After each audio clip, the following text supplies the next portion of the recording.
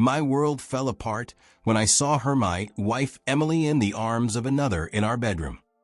Jake, a 35-year-old engineer from Seattle, had planned a surprise for our anniversary and instead got a knife in the back.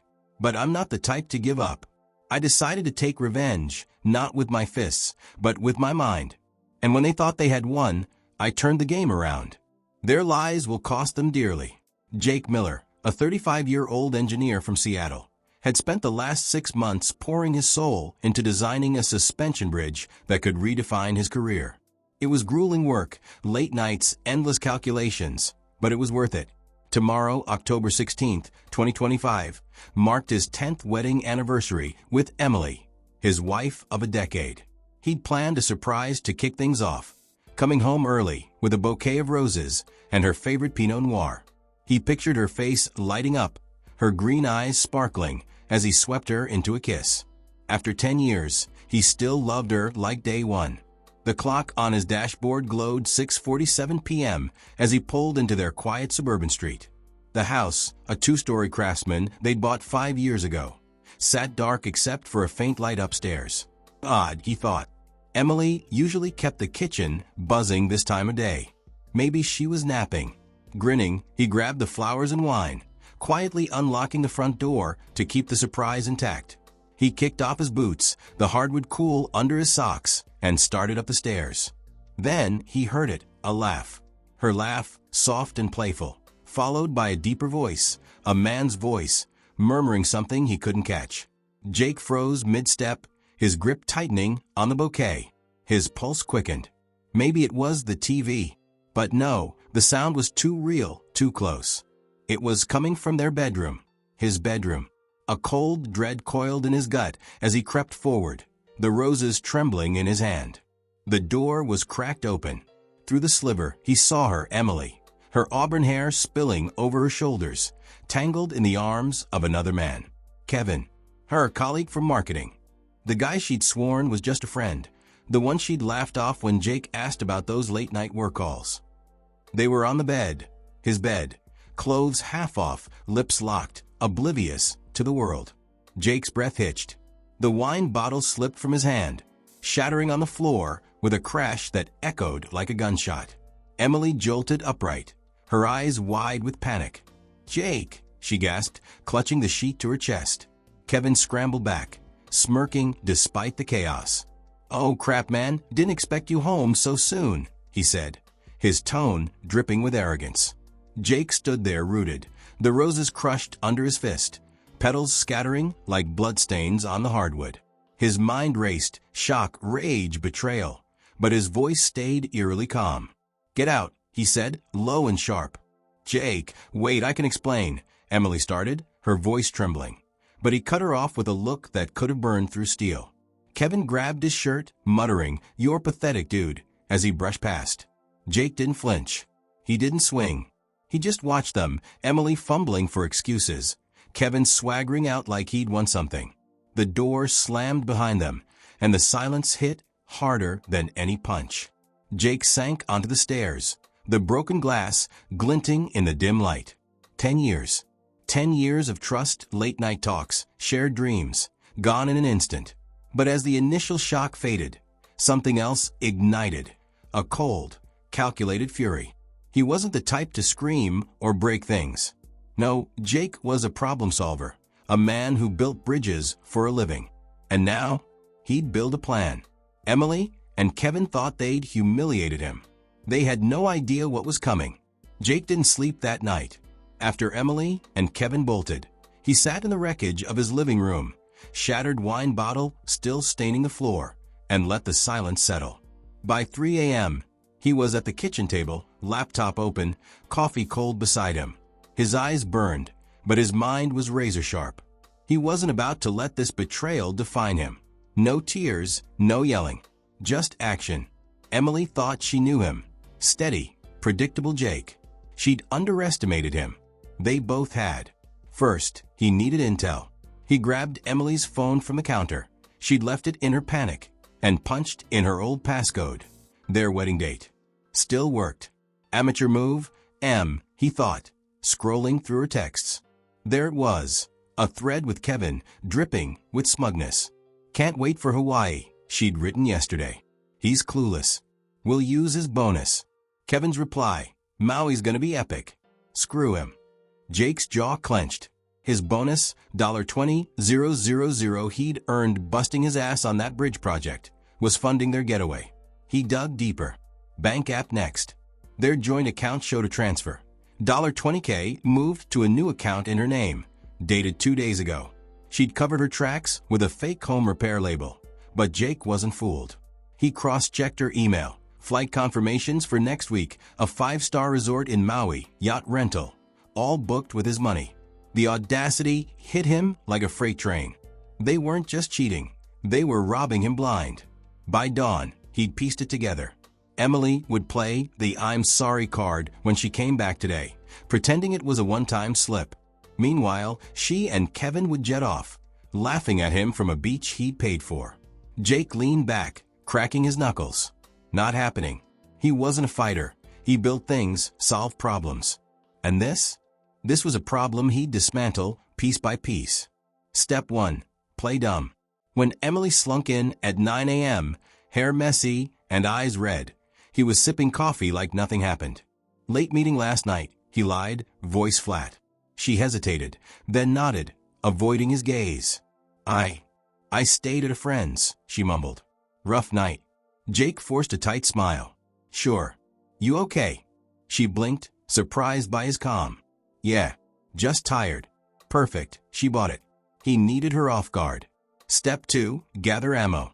That night, while she showered, he planted a tiny voice recorder under the couch. Legal in Washington, one-party consent.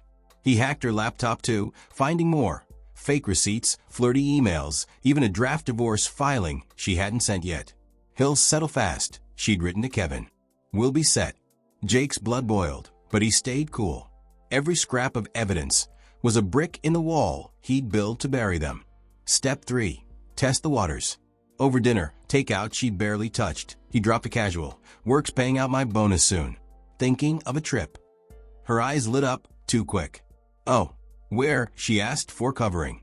Maybe Hawaii, he said, watching her squirm. Sounds nice, she choked out, sipping water. Kevin texted her mid-meal. Jake saw the screen flash. Tell him you're sick, it read. She excused herself, claiming a headache. Jake smiled into his beer. Game on. By midnight, he had a plan. He wouldn't confront them yet. No, he'd let them board that plane, thinking they'd won. Then he'd pull the rug out, hard. Cancel the bookings, redirect the cash, expose their lies. Emily wanted to play him for a fool? Fine. But Jake wasn't just an engineer. He was a strategist. And this bridge they'd burned? He'd make sure it collapsed right under them. For a week, Jake played the part of the oblivious husband flawlessly. He cooked breakfast, asked Emily about her day, even let her ramble about work stress, while he nodded like a saint. Inside, he was a coiled spring, every move calculated. She and Kevin had no clue he'd cracked their scheme wide open. The recorder under the couch caught gold. Emily whispering to Kevin on a call. He's buying it. Maui's ours next Tuesday. Kevin's smug laugh. Poor sap won't know what hit him. Jake smirked, saving the file. They'd handed him dynamite. Tuesday morning, departure day, rolled in fast. Emily packed a suitcase, claiming a work conference in Portland. Jake didn't blink. Need a ride to the airport? He offered, voice smooth as glass. Her eyes flickered, nervous, but greedy. That'd be great, she said, forcing a smile. Kevin met them curbside at SeaTac, all fake charm. Hey man, thanks for this, he said, clapping Jake's shoulder. Jake grinned back, cold as ice. No problem. Safe flight. He waved as they vanished into the terminal, then drove off, tires humming with purpose. The second their plane took off, Jake tracked it online. He struck. First, the bank.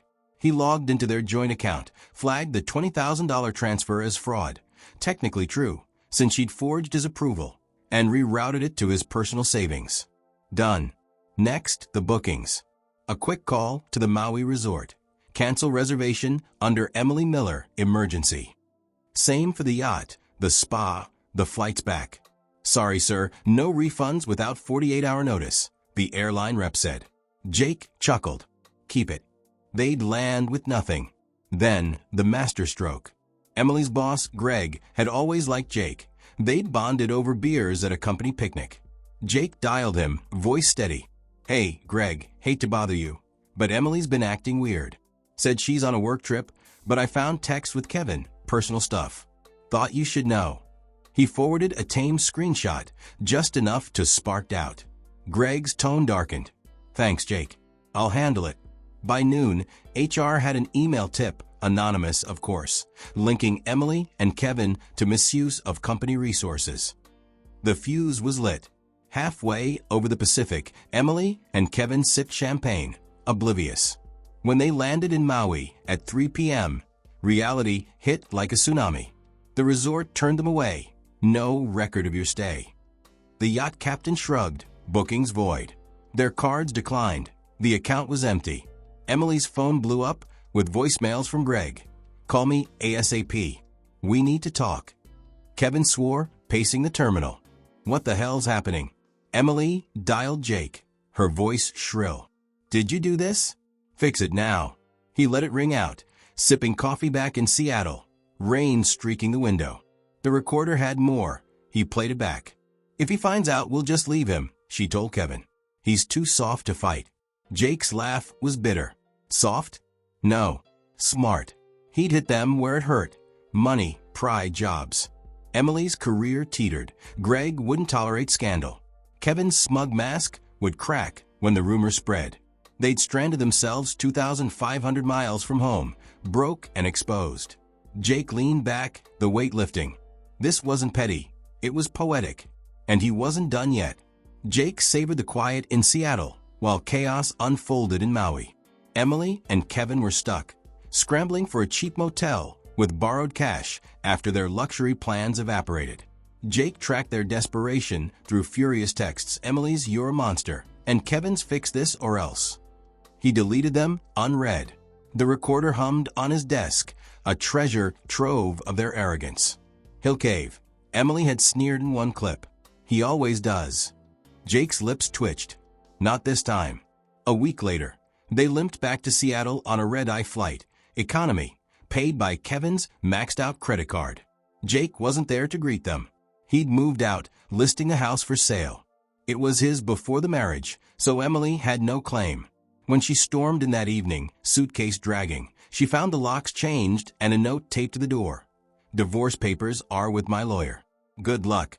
Her scream echoed down the street, but Jake was already miles away, crashing at a friend's place, plotting his endgame. She called non-stop, alternating between sobs and threats.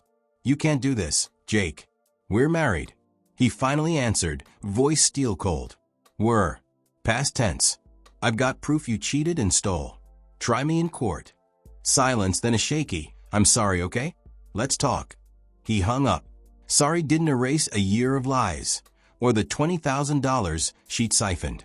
The voicemails piled up, Kevin bailing, "This is your mess, Em," and her boss, Greg, firing her over the phone. HR confirmed the affair. "You're done." Jake didn't stop there.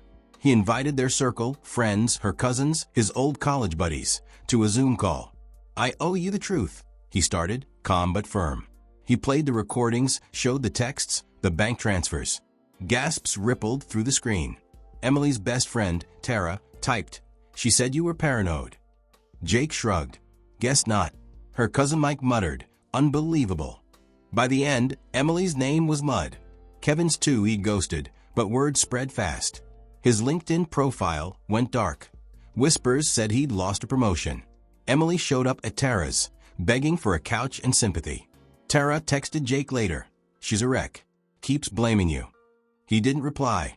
Wreck or not, she'd built this ruin herself.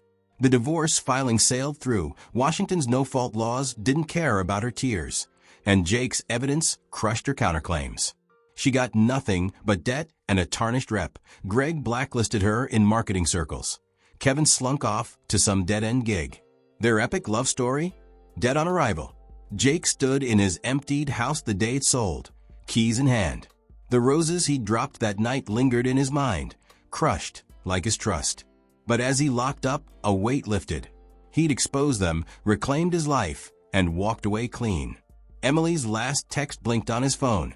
"I never meant to hurt you." He deleted it, no hesitation. She'd meant to use him, and that was enough. The sale money hit his account, $400K, a fresh start. He turned off the lights and left, the echo of her betrayal fading behind him.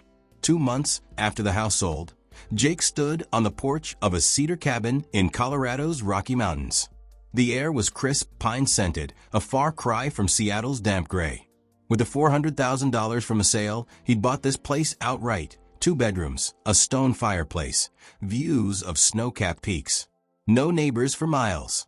It was his, earned through years of grit, not tainted by Emily's betrayal.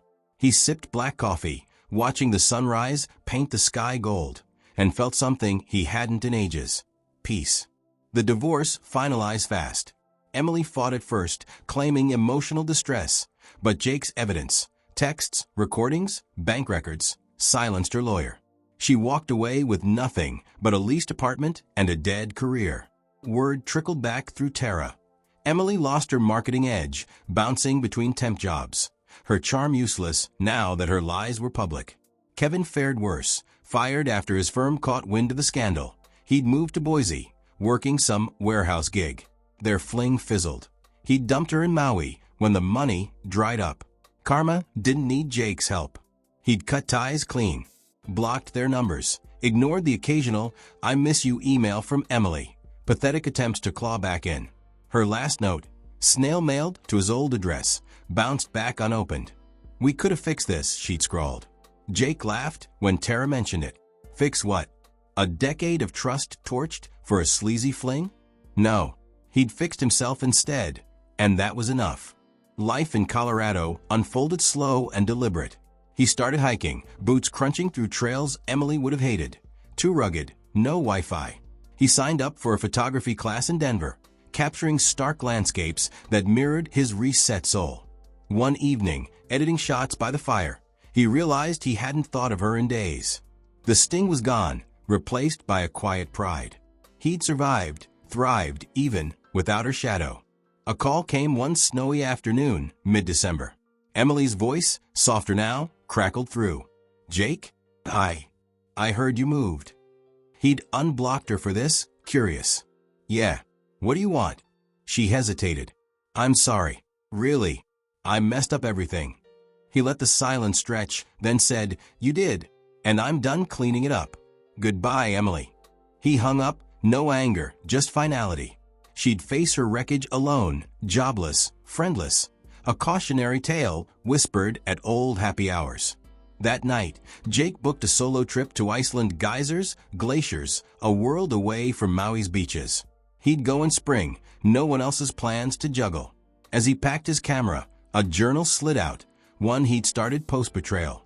Flipping through, he saw goals. Learn to cook for one. See the northern lights. Build something new.